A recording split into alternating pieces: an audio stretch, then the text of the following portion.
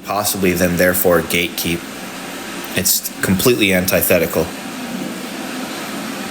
I'm very thankful that people have received the teachings.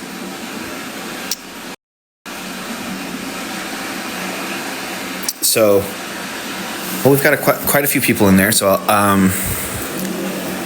is this new? Depends what you're asking. Who do you think might have the original? Well, some people say that it's in Ethiopia. Some say that it wasn't even a thing physical at all. That's an interesting perspective. Before you guys lies a book. This book right here. So this is a very, very, very special book. It is not a normal book. It was originally owned by the Rothschild family. I'm sure you guys have heard of the Rothschilds. Nonetheless, it is called the Rothschild Miscellany, which basically means the Rothschild Bible. It's a manuscript from the 1400s that deals with, among many things, Jewish life in the 1400s, but it also contains inside of it some very esoteric mysteries, some very deep, profound secrets about Jewish theological and cosmological understanding, which makes it something exceptional. So I have a few ways that I can take this. I've brought a few books with me. Open the book, let's see. Natalie Hooker says, okay, well, I guess the group has decided. Do you guys want me to open up this safe, or do you guys want to see the inside of it?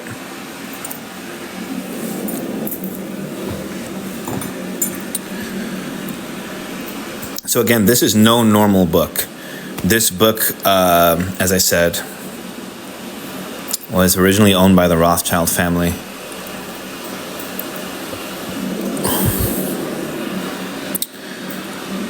Okay. Let's open it. So give me just a second. Let me take it out of its case. I'm going to set the phone down for 2 seconds.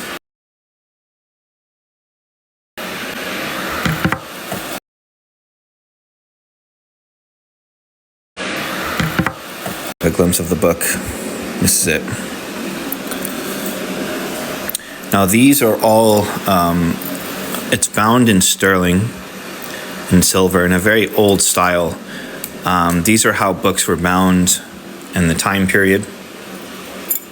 And you don't really have to worry about touching it. You may see me touching it here. These types of pages were done on animal skin, and they don't deteriorate upon touching them. I know some people use gloves and all of these other things, but it's really not necessary with a type of book like this. It is huge. Yeah, it's very large. Again, it was owned by the Rothschild family. It's entirely illuminated. Many people say that this book is called the Mona Lisa of Jewish books because of its heavy, heavy, heavy illumination. They spared no expense in the creation of it. When it comes to its illumination, its artistry, the gold, there really was no expense spared. So we'll go ahead and open it now.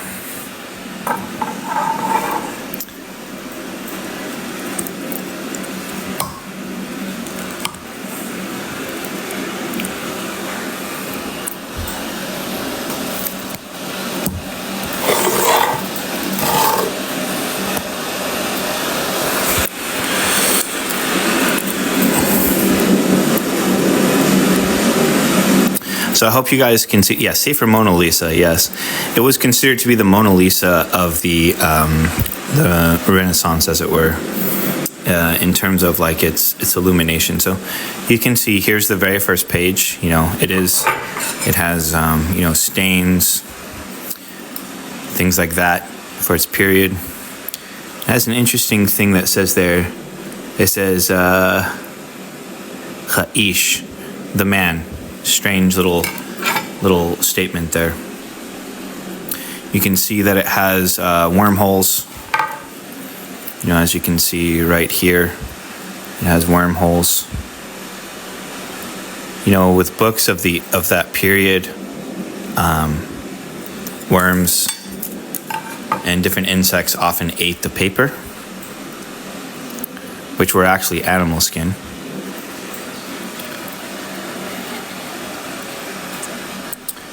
So it opens up with Tehillim.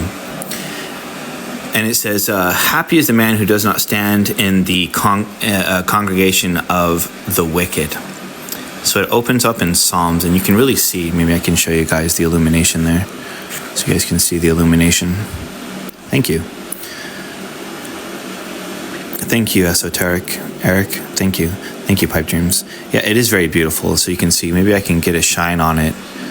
So you guys can kind of see the illumination that's going on there. So it opens up with this bit of Tehillim, and it says Ashrei, which means blessed. Cha'ish is the man, Asher lo, right? The man who does not stand amongst the wicked, the Reshaim.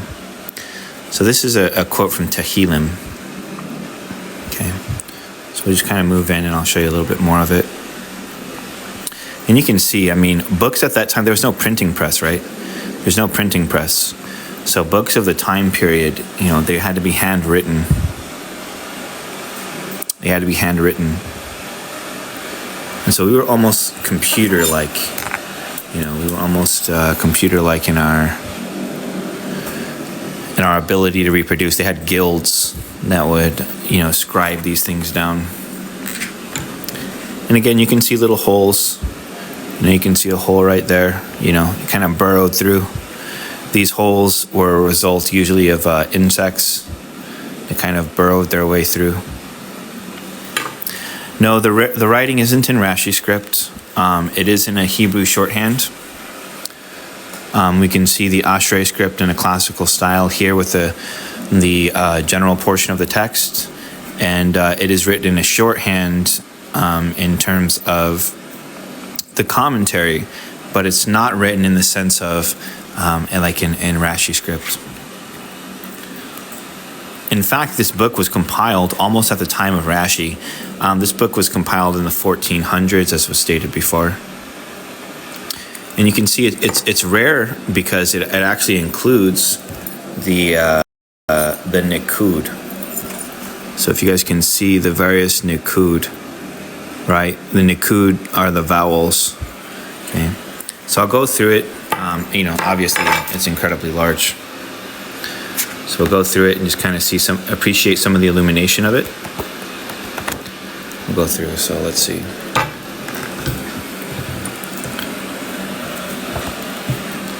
You guys can see some of the illumination, the gilding. It's incredible craftsmanship, and it's really a glimpse of going back in time and seeing a reflection of what Jewish life would have looked like during that time period.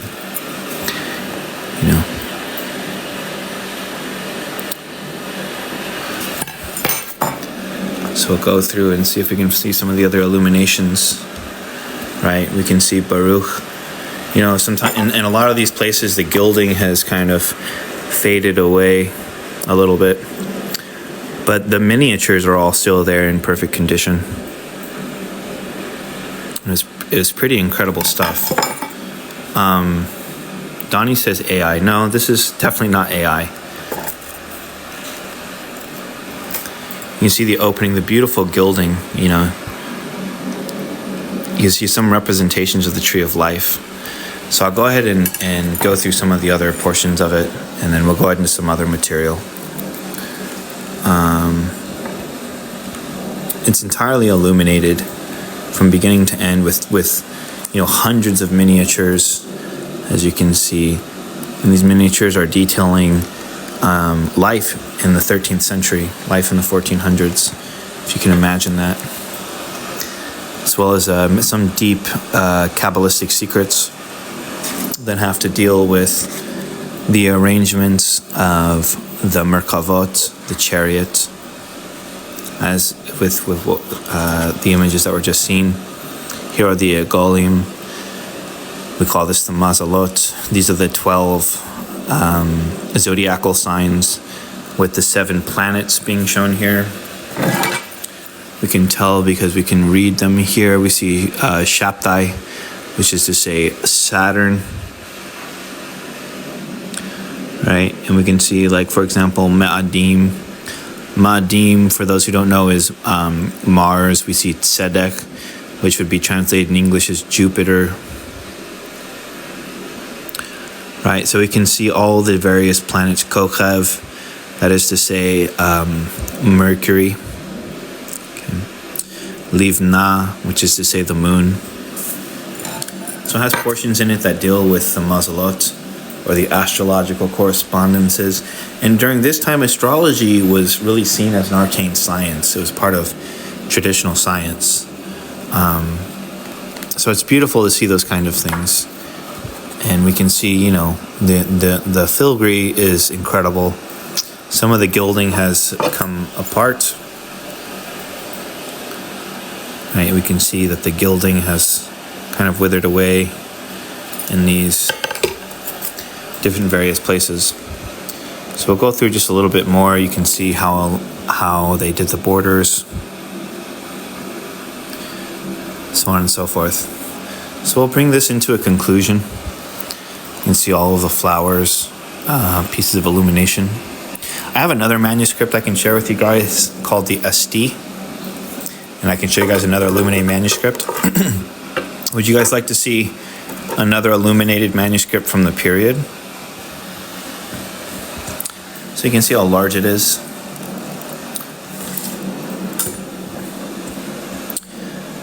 Yes, sure. Okay, sure. So I'll go ahead and close the book up.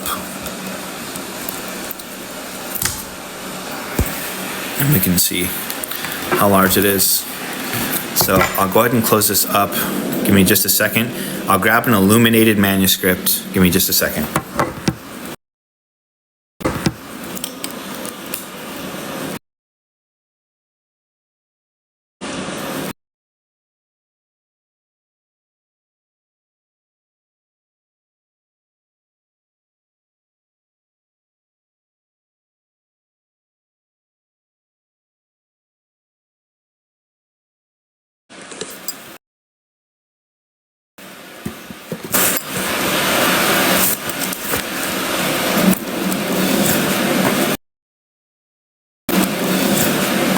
They were highly prized.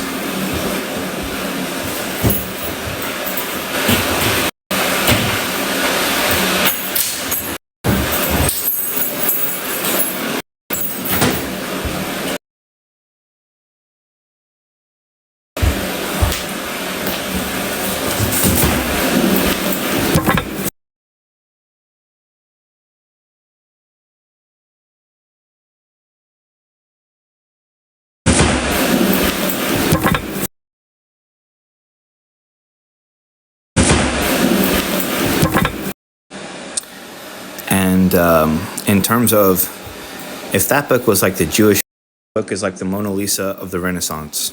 It was created during the Renaissance. It is called the Esti. The miniatures in this book are absolutely staggering. You guys can kind of get a glimpse of the pages of it. I'll go ahead and show you guys some of the illumination. So I'll go inside of it. So you guys can see for yourself.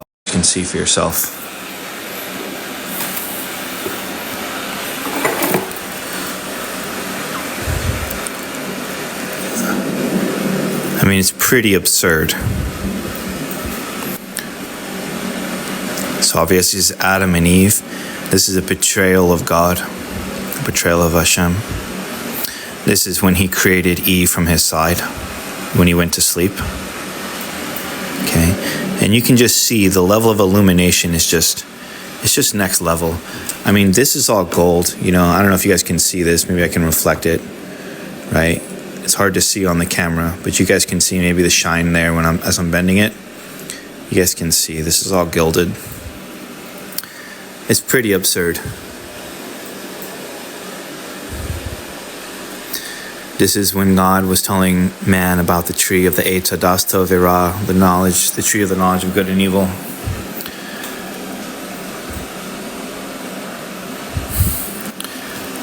When he's setting the orb of the sun and the orb of the moon. But you guys can see the illumination on it. It's hard to say, but it's pretty absurd stuff.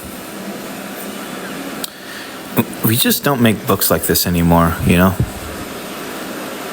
Thank you. Yeah, we just don't make books like this anymore, and you can see.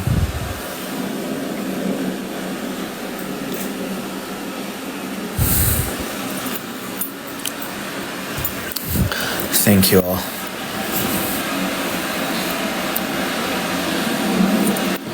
I'm somewhat of a connoisseur of books. I have a book that's written in Arabic too. Would you guys like to see it?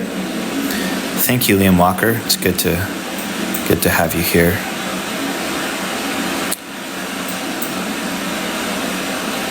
The Arabic book, you guys want to see it? Sure. I'll show you.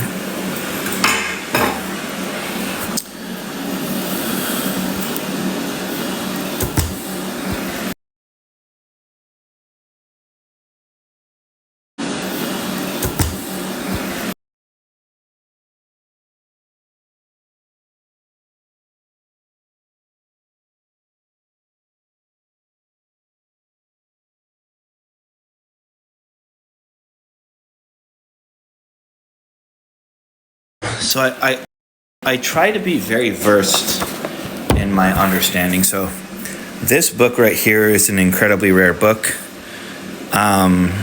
It was compiled during the Ottoman Empire, and it's at least 250 years old. It could be older than that. It's hard to say. Could be at least that. And is 100% manuscript. So, old books are manuscripted. You guys can kind of see how old the book is. They're all manuscripted. And you can see just the type of illumination that was going on. You need to kind of look at that. It's just kind of next level. We don't really have this kind of illumination going on anymore. This is all handwritten. This is a manuscript again. You can see the human error, the human perfections, they kind of, let me see if I can show you guys. They kind of drew that line there a little too far. This is all done by hand. None of this is printed. None of this right here is printed. This is 100% by hand. And this particular book deals with magic, interestingly enough. One of the somewhat taboo subjects of Islam. Magic is kind of a thing that's frowned upon. And it deals with magical squares. So I'll go ahead and show you guys a glimpse of what a little bit of it on the inside. So you guys can kind of see.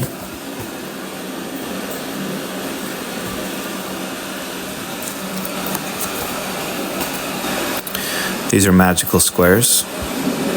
The names of various angels, various names of God.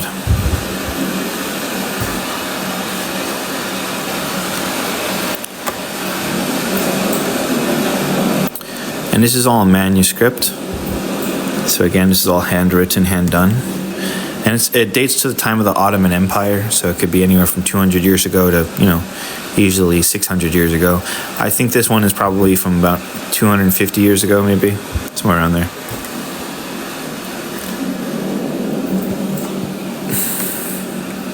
And you can just see this filigree. I mean, this is done by hand. We just print books en masse. Thank you so much for the gift, MacVon. We just kind of print things en masse. We don't really have any appreciation for the things that we're doing.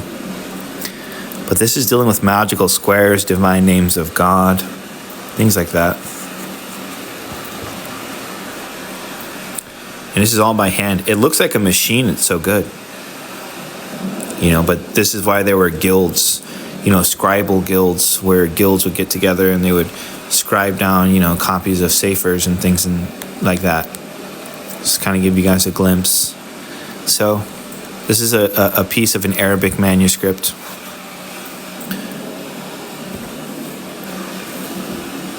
There. What is the price? I mean, how do you price a book that's handwritten? How do you price tag a book that was manuscripted? There's only one of one. There's not another copy. Every single manuscripted copy is kind of its own. How do you price tag something like that? It's hard to say. How much is the price? You really can't price something like that. It's not a price because you can't buy it. It's a one of one. I mean, it's really whatever a person deems its worth is.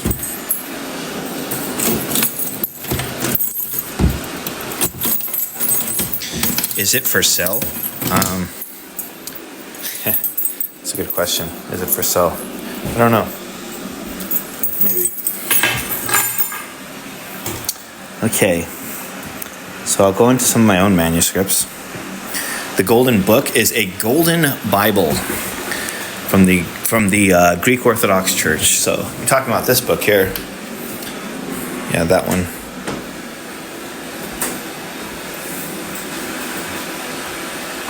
So yeah, that's a golden Bible. It's important to become learned in every kind of school of study. You'd be kind of shallow if you just thought of one school of thought and said this is the way of thinking. I've made sure to expound my understanding and teachings to encompass all of the different various philosophical schools of thought, especially when it comes to the esoteric. So I know esoteric Islam, esoteric Christianity, esoteric, Platonism or Neoplatonism. And of course, I specialize in Kabbalah. But I know Kabbalah with K, with Kof. That is to say, ancient Jewish Kabbalah. And Kabbalah with a Q, which is Hermetic Kabbalah. And Kabbalah with a C, which is Sufi. And I've made sure to study all of those things. Only a fool doesn't seek wisdom. A wise man knows that he knows nothing.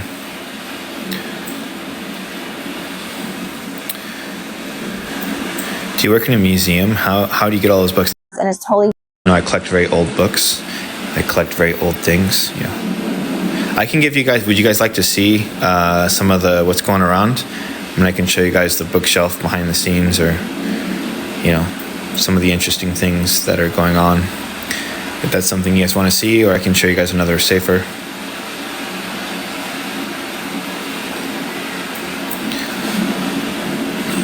Okay. Can we have a tour? Sure. I'll show you a tour of the immediate environment so you can see, you've got things from ancient Egypt. You've got this massive Anubis that's kind of hanging out there. Right. The case that holds those books have angels and things carved in kind of inside of it. We have the Ark. This is a very important thing to have. This Ark is the Ark of the Torah. I'll show you the Torah scroll inside of it. The cup of Eliyahu. Thank you, Gila. I'm incredibly grateful and thankful for that. So this is the Ark up there. You can kind of see a shofar. You can kind of see the Torah scroll and its crown. Underneath it is a very old scroll. Go ahead and cut the light off there. Close it up.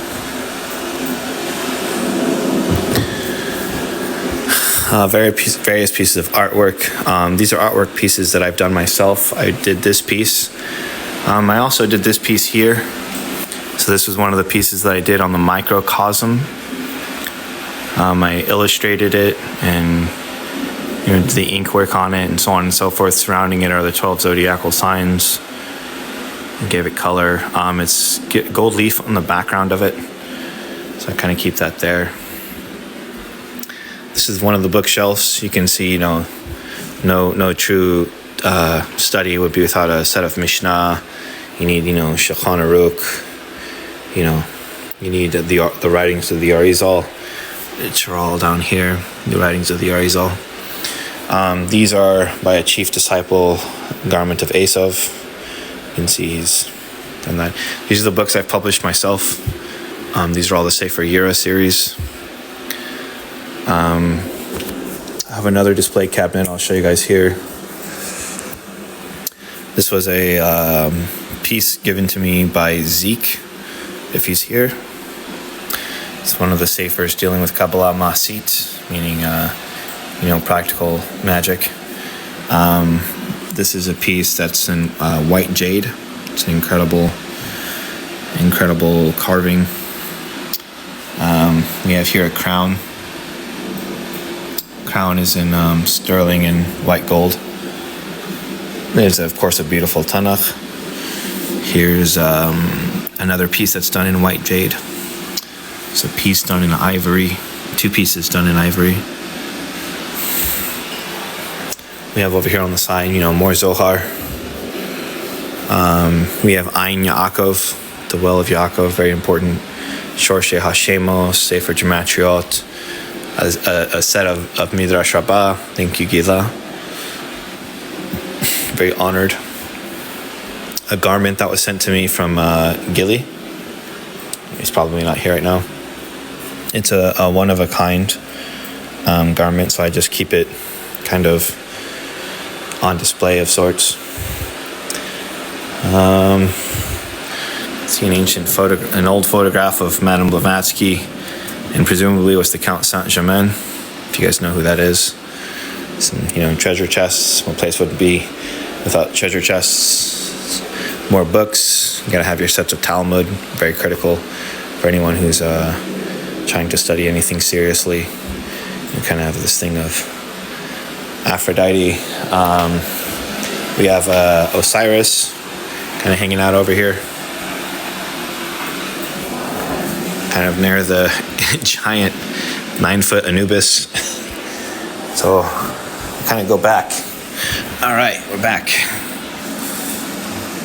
Yeah, Blavatsky with Saint-Germain. Yeah, that was an original photo. Thank you, Macfon. I'm humble before your studies. Thank you, Vidu. Have you read through all your books? Of course. My books have been read. I mean, the spines are broken on many of my books, I can take any book given, for example, and I'll give you an example. I'll just go over here. These apples from the orchard, for example. If I can even get it out of here.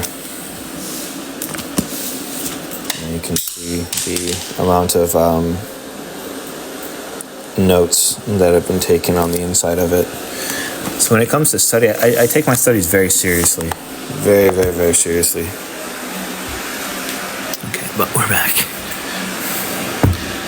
Thank you. Show the arc closer. Yeah, you guys can see the arc a little bit closer. I'll show you guys just a little bit. You guys can kind of see the 2 seraphs. I won't spoil by showing you what they actually look like. But you can see they're kind of sitting there before the mercy seat or the holy place.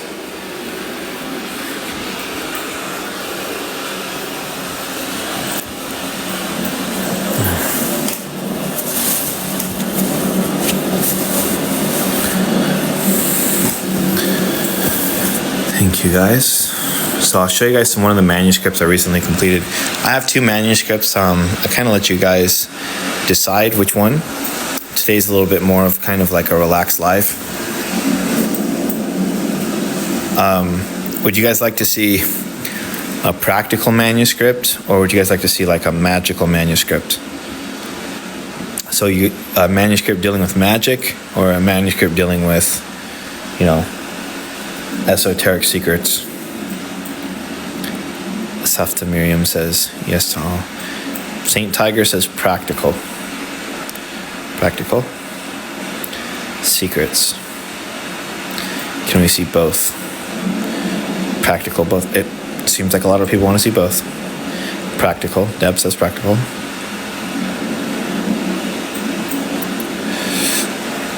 Okay. Since we have quite a few people that want to see both, we have quite a few people that want to see practical. So I'll go ahead and share with you guys some practical aspects. So I've published many books to give you guys kind of a perspective. I know I haven't really shown it to you all, but these are the manuscripts. So all these manuscripts here that you guys are seeing here, I hand wrote before I ever began teaching the esoteric mysteries. So every one of those books are written from cover to cover. They deal with very esoteric mysteries of the Kabbalah before I ever came forward in the public and began to teach anything. And so what I'll share with you guys all is an esoteric manuscript that I published, or not published, but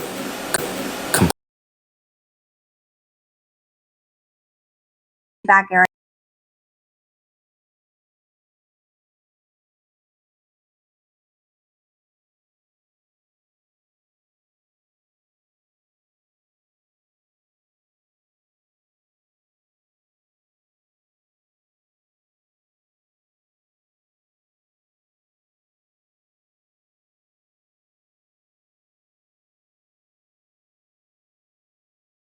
like spend hundreds of dollars on things because my hand, just to kind of give you perspective. It's hard to do that via camera. And yes, of course, yes, I did create this. Yes, I illuminated every page. It's illuminated with gold leaf, as you guys can see the reflection and the shine. In all of my books and all of my writings, I open them up with a self-portrait. I originally designed the self-portrait to give to my family. I never thought that TikTok would be a thing, I never thought that I'd be like on TikTok sharing with you all. I originally just kind of made these books for my children. I have 2 sons and a daughter, and I originally had planned on just kind of making these books for them, not really sharing them with the world. And so I would do a self-portrait at the beginning of each book, and the portrait changes. Every time you see the same image, it's going to change. So here is one portrait of myself. I'll show you guys another portrait of myself. See, quite an incredible painting. I've got one up there. It was an incredible painting that was done. And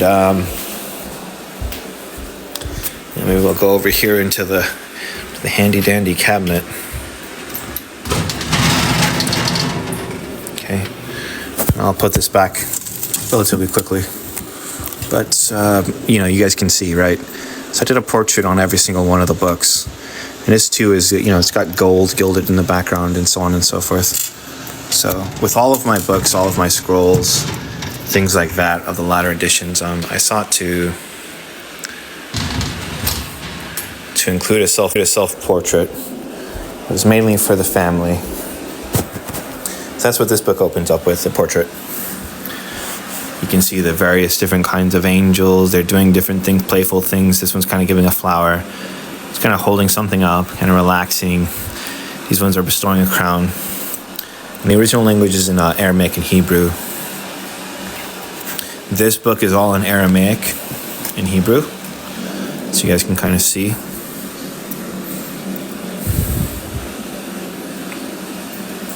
So this is Adam and Eve eating from the tree of life.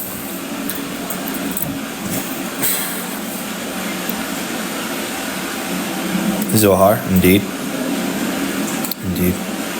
And if you guys would like, I can teach you guys a secret. If you guys would like to learn a small secret regarding this page, kind of thought press behind it. You guys can kind of see the artwork that I implied behind it. This is Adam, And for any of you that actually can read Aramaic and Hebrew, there's your answer. Right, the secret of Adam and Eve. Adam is the secret of the 45 name. Hawa is the secret of the Milui of the 45 name. It's many different things, right? So Zaranpin and Nukva. There's many different kinds of things like that. That's okay if you can't read it. That's totally okay. I wrote all of these latter books, mainly in Aramaic and Hebrew, to pass down to my children one day when they grew of age and they were worthy of receiving the secret keys. So I would pass it to them,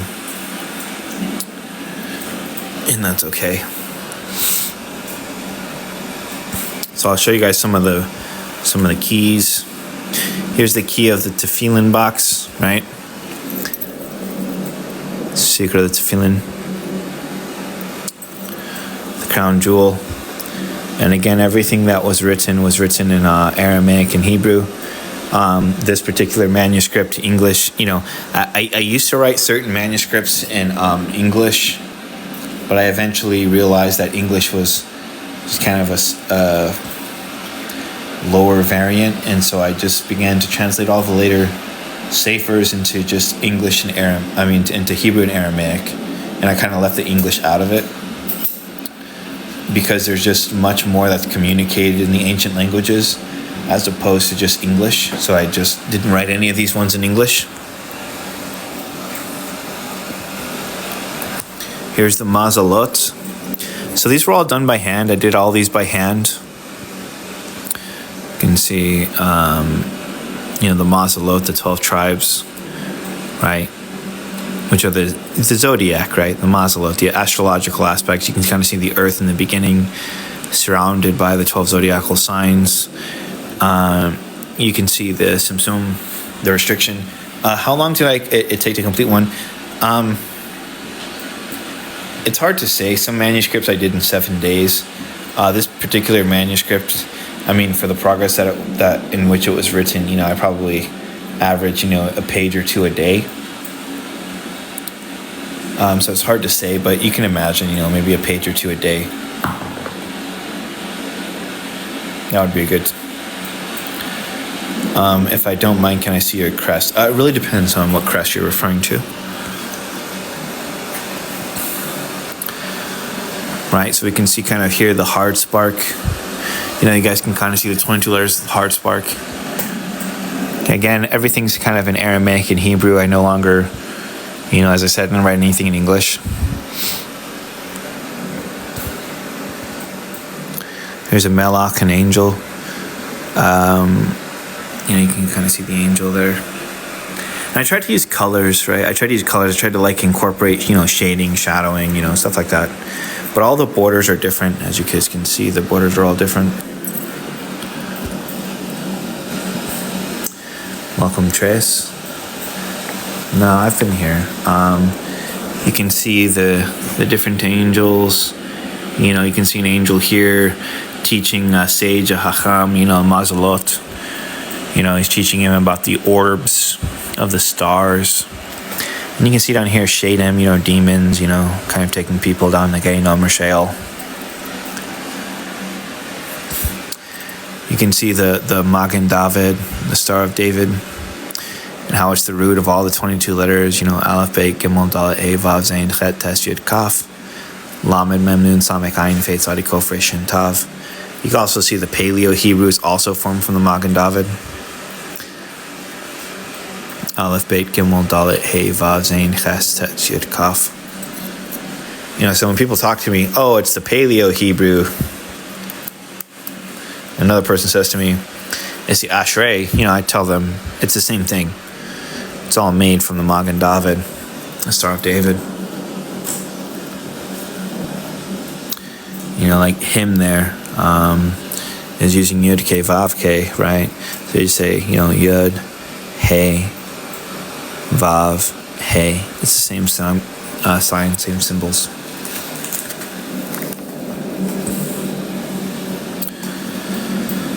So this entire scroll is in there, and you can see it's pretty large. It's not an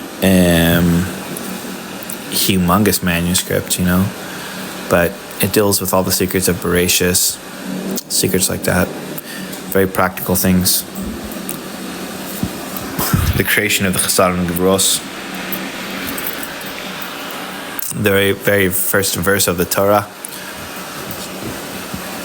And so I wrote all these. I initially had just kind of meant to pass them to my children, because this stuff is like kind of according to yichus or lineage. I never really intended to teach the world, but I guess Hashem had different plans for me at some point. And so I began to teach the world. I began to teach openly the divine secrets that have been, reserved for those who came through bloodline, and decided to change that. But yeah, of course I wrote this book, Melskate, 100%. Thank you, Bikilsna. I don't have a Chinese version, but hey, Jack Mac, if you want to make a Chinese version, reach out to me. I'd be happy to have it in Chinese. I actually have some of my books translated into Chinese due to the merit of Yuri, who's here.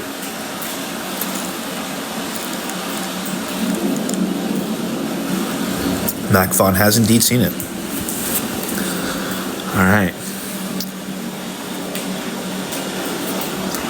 Yeah, that's the word Bereshis. That is to say the word Bereshit. You guys can kind of see the filigree that goes into it, Angels and loops, things like that. The tree of the Sita Achra.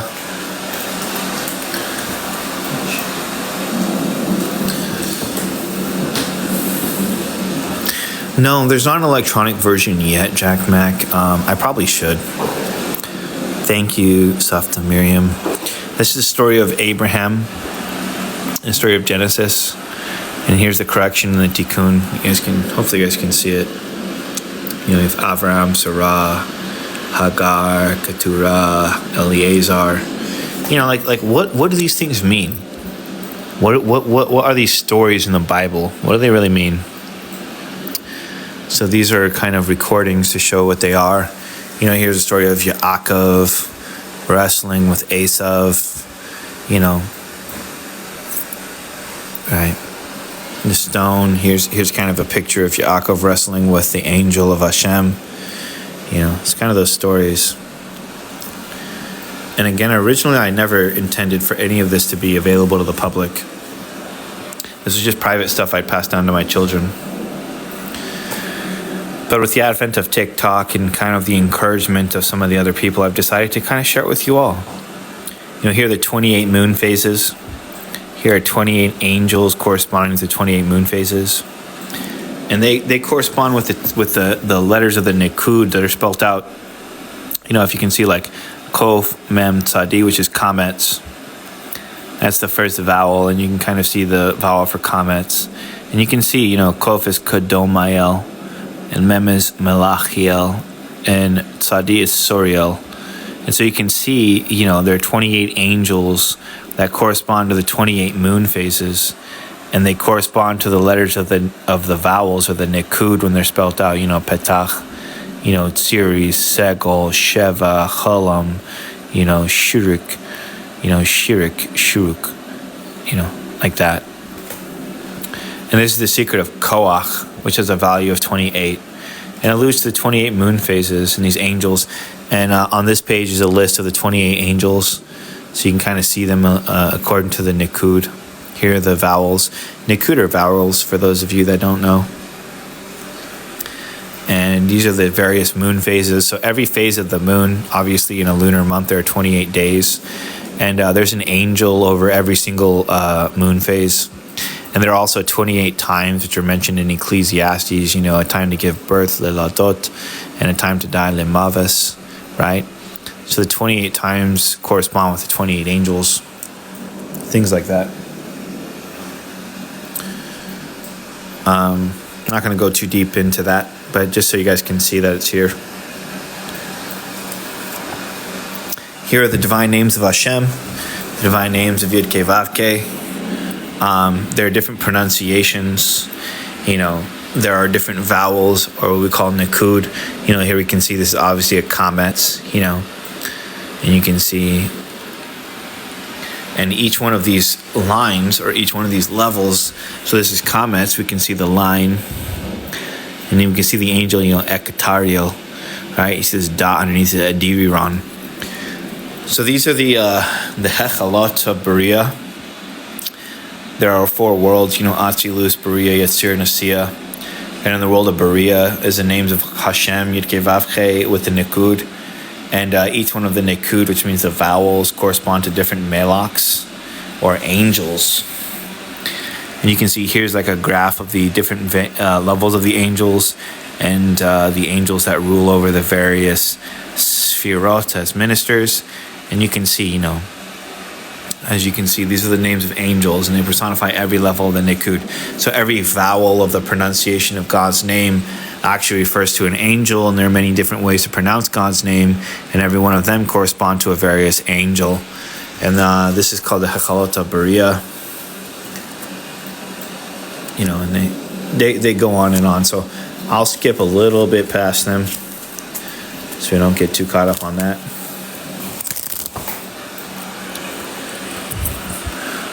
Going to the 72 name of God, 72-letter name of God. You guys probably have seen this, Vav He Vav, Yud Lamed Yud. And these are the 288 sparks, which was talked about by the Arizal and many others. And to understand it, you can see, Vav He Vav, Vav Nun, Vachuan, Vav He Vav, Aleph Lamed, Vachoel, Vav He Vav, Yud Che, Vachoya, and Vav He Vav, Aleph Yad. So 72 times 4 equals 288. You guys can kind of see them there. They originate from the 216 or 72 letter name of God. I mean, I'm sure you guys are familiar with this. The center of this is square. It's why the eye of a goat is square. You know, you see, a goat is a symbol of the Sita Achra. A goat is a symbol of Satan, right? But why is the eye of a goat square? The answer is because it's rooted in the 216 letter name, which is square. So we'll move past that. Here's a listing of the 72 melachs, the 72 ministers or angels that deal with that stuff. Dealings with creation. Yes, Horn sees the Ark of the Covenant is sitting in my living room for sure. We have Yidche Vavche. We have the Simsumim. There's 3 Simsums. Right? You can see the Simsum of 72, 63, 45, 52. The square Simsum, you guys can kind of see it there. The creation of the dust of the primordial man. The primordial man and the creation of the dust, Afer, or Ofer, means the destruction of the worlds as a result of the 5 Gevuros, which are the 5 Sophist letters, as you can see there. It's a very lofty matter, so I'm not going to get too much into it. The creation, or the construct, or the tikkun, I should say, of Adam Balial, as you guys can see here. Here's the Simsum. Obviously, the Simsum means restriction. Here's the Or Yoshar with all the various partsus, all their various aspects, their connections, so on and so forth.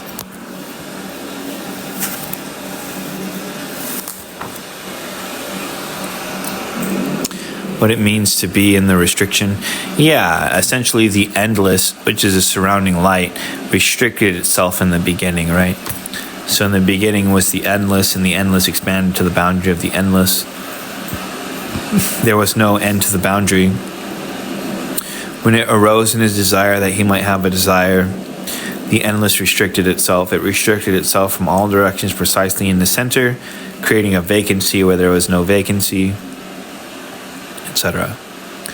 So the idea of the restriction is the endless or infinity restricting within itself, right? Bringing into forth the opposite of what it is. We also call this the eye of Hashem. Yep, the hard spark, absolutely. This is also the upper eye of God. It's called the all-seeing eye, right? Where the whiteness is the surrounding endless. The color of the eye is called the restriction, and the pupil of the eye is called the hard spark, for those of you that are learned and know the matter. It's the upper eye of God.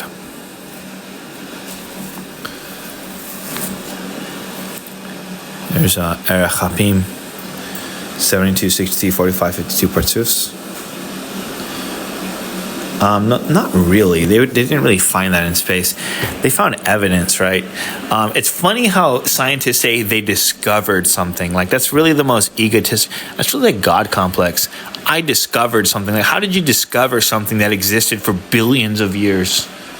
I discovered something. No, you didn't discover anything. Right? And then like we have the audacity to name the thing we think we discovered. Like, it's absurd. It's really absurd.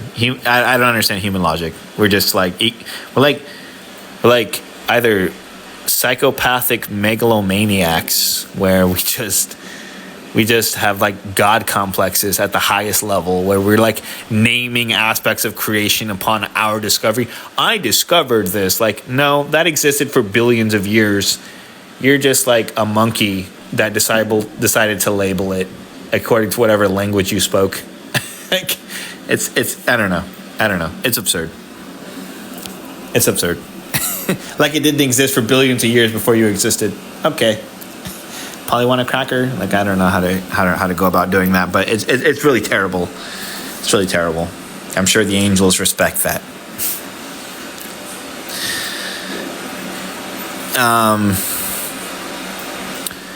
Vidiyu. So, though you may say language is just for separator, right? But it's written, Vayomer Elohim Yahi, or Vayahi, or in God said, let there be light, and there was light. So he spoke creation into existence, And so then is language, how is it that like sound can emanate from my mouth and like concepts can enter into your consciousness? How does your brain take sound, which is vibration and frequency, and conceptualize it into imagery? Unless it be that vibration and frequency, which is sound or language, is embedded inherently with information. Right? It's written, Vayomer Elohim etar ki tov. God said, let there be light, there was light, but the word light is etaor, which is the 22 letters aleph to tav, cha'or. The light is the 22 letters. It's written, he wraps himself in light. This is kind of a great secret behind that, right? So then is it really that we have language, or is it really that vibration and frequency is a garment, a malbush, right? Is a kalim, a vessel for information. So then who is really the originator of the information? Are we the originator of thought, or do we receive thought?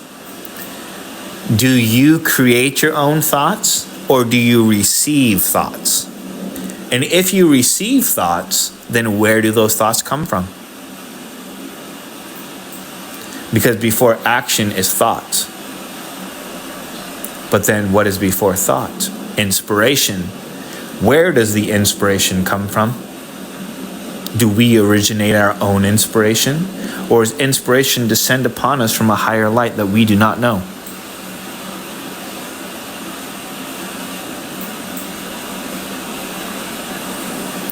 We receive inspiration from a higher light, one in whom we do not understand or know. Right, it's because the underlying causation, the underlying reason for existence is the illimitable, the Ein Sof. It's infinity. Right? The Tzimtzum, the restriction, does not occur outside of God, it's within inside of God. Even though the restriction be the opposite of God. Because what's the opposite of being unbegotten? Being begotten. What's the opposite of being illimitable? Having limits. What's the opposite of being perfect? Making mistakes. What's the opposite of being in an unchanging state? Altering states. What's the opposite of being a unified singularity? A limited multiplicity. So then when you begin to understand, we're not created in the image of God. We're actually the very opposite of God. We are everything God is not. We're the very opposite of what God is. God is a unified singularity set in perfection. We are the opposite. God does not need to be birthed. We need to be birthed.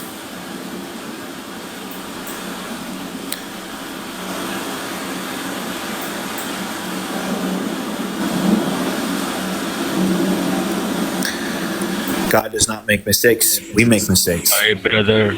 How are you? How are you, Asna? How are you doing? You're the first person I've had up here. You from?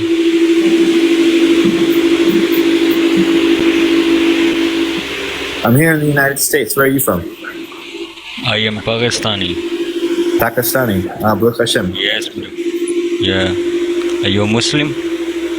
A Muslim in the sense of I submit myself before God? Sure. No. You match me? Do what? One match. A match? You mean like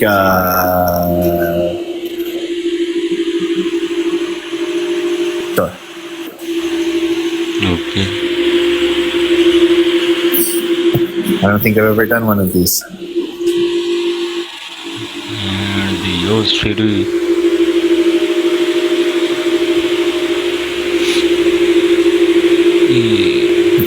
I've never done one of these. I don't even know what I'm doing. So, chat, if you can help me understand, I'm happy to listen. Tap tap like and share. Tap tap tap tap. Allah. Yeah, it's back there. Yaakov, Ace of Abba. I'll go back to the lesson right after whatever random event Hashem has appeared to have respond. That's fine. I don't know, midnight. I'm here with you. Distraction from the teaching. Amen. I agree with you. Yes, back, Yaakov. Tap tap. Allah. It's a TikTok battle. People tap and send gifts to win the battle. Oh, I did not know that. I didn't know TikTok had battles live. I think this is the first one I've ever been in. No, I mean, I love you too, Akhi. Thank you. People just tap for it. I see. I have no idea. You know, I'm really not much of a TikToker. You know, I know how to go live. I teach online. If I go on YouTube, I teach, but I don't really know these things. It's for fun, Mike Juan says. I'm new to TikTok, literally got it for a year. Thank you, Shoshana. I've had TikTok for years. I still don't know how it operates. Mike Juan says tap. Okay. TikTok battle costs a lot of money. I don't want you guys to spend money on me. Please don't spend money on my. I don't need money. I'm happy to teach you guys freely. Limkun, I don't know what just happened, but you know, we're in an event. Thank you, Shoshana. Just tap on your screen when you see his room. Little hearts with this start popping up. Okay. We'll go back to the lesson after this. Tap, like and share, tap. Interesting. Well, I guess I'll show you guys some more of the book.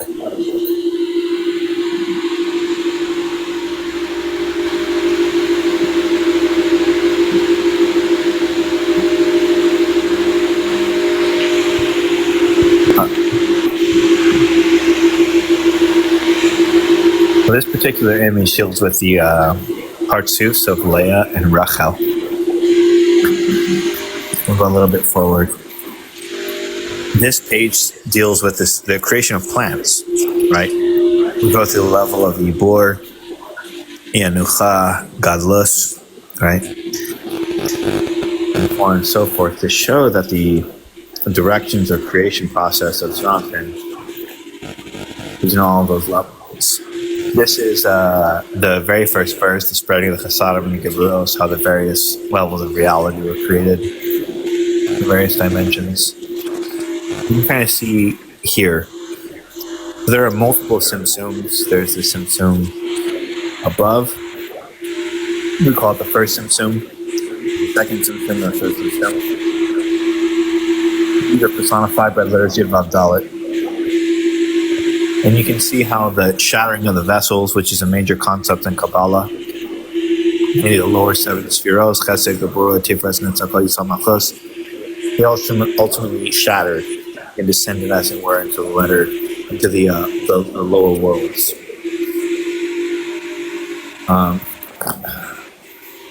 You can kind of see here, Bereshis, Bara Elohim, Et Hashemayim, V'Haaretz. You can kind of see how the shattering of the vessel lowered and descended into the mother, the foolish son. It's a concept a little bit beyond our life here today. We can see the cup of blessing because the lower seven spheros, cup was called the kus, the cup, right? Chesed, Gevurah, Tiferet, Netzach, Yisod, and Malchus. And we can ultimately see how Chachma and Bina are called red and white wine, the wine that, as it were, fills the cup of blessing. So that's what all of this deals with. I can share with you guys just a little bit more. And see the cup filling. The creation of Bereshis, the 33 times that Elohim are mentioned, the Ibor, the Anucha, the Galus. Okay, brother, bye. Okay, bye. Thank you, Afi. You have a good day, Afa. Okay. You guys, I have no idea what that was. It's the first time I think I've ever been in, ever been inside of a battle, but okay. TikTok is filled with surprises. Here won the battle. Thank you, Bina. I don't even know what was going on. I don't know, honestly. I have no idea what just happened. I know, it's terrible. Okay, so I'll go ahead and close this Sefer up. I had many people that wanted to know about the other Sefer, right? So they wanted to know both. So I'll close this Sefer up and open up the other Sefer Just kind of get into it.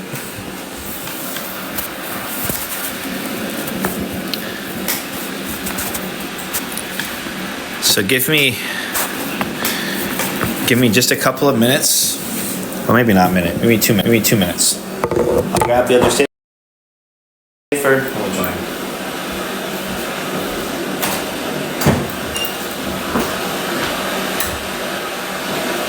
Other safer and we'll join.